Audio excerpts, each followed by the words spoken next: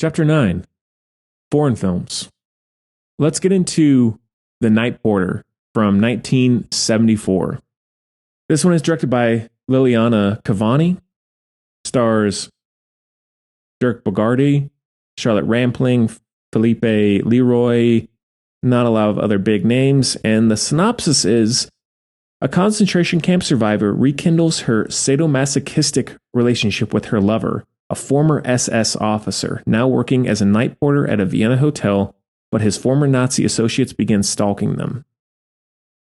So, I didn't know, if you don't know, there's this very weird subsection of cinema called Nazi exploitation or Nazi exploitation films, where there are twists on, I guess, what a Nazi can be in terms of fetishizing them and the look and the uniforms and the treatment, all of those things. So it's pretty darn disturbing and not one that I or really anyone should seek out necessarily. I saw this one back in college. We watched it as part of a film class, and I've seen bits and pieces of the lesser known ones over the years. And this is considered to be to my understanding at least, the most quote unquote artistic of that exploitation subgenre, because I guess in the terms of the direction, the story itself, some of the ideas, it's the most elevated in terms of quality, but nevertheless, not one for everyone. It's so creepy and weird to think about because the woman in this had a pretty sadistic relationship with this SS officer in a concentration camp, but at the same time, he served as a protector of her of sorts during that time. And then they parted ways, and she was living her own life, and she runs into him again at this hotel. And then there's a few back and forth moments, and they're together once again. So it's very weird, considering you can imagine being a concentration camp prisoner and then having this sort of relationship with one of the abusers. You know, it's almost like a Stockholm syndrome sort of thing, but very elevated, so weird, and one that even in terms of the movie, I don't know if it's a hot take or not. I appreciate them trying to push the boundaries of what a taboo relationship can be in a movie. I appreciate that. But the movie itself, it's all right. I do find it to be pretty slow at times, pretty dragged out. I think the second half really drags.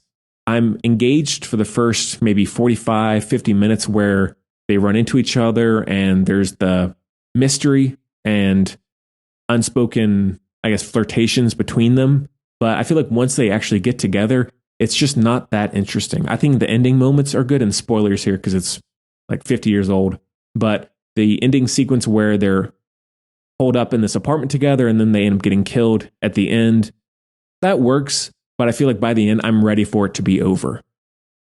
So the movie, I like it overall. There are some really weird, bizarre moments, like the ballet sequence with the man in the concentration camp who's almost naked and he's doing ballet for these SS officers. And then the one that's probably considered to be the most iconic is the one where back in the concentration camp in a flashback, Charlotte Rampling's character is singing the Marlene Dietrich song, semi-nude, mostly nude, to a group of officers, Nazi officers in the pub of sorts. That's such a strange visual and concept, but at least in some ways it's pushing the boundaries. Not to say you have to like it or enjoy it, but it is ambitious in that sense.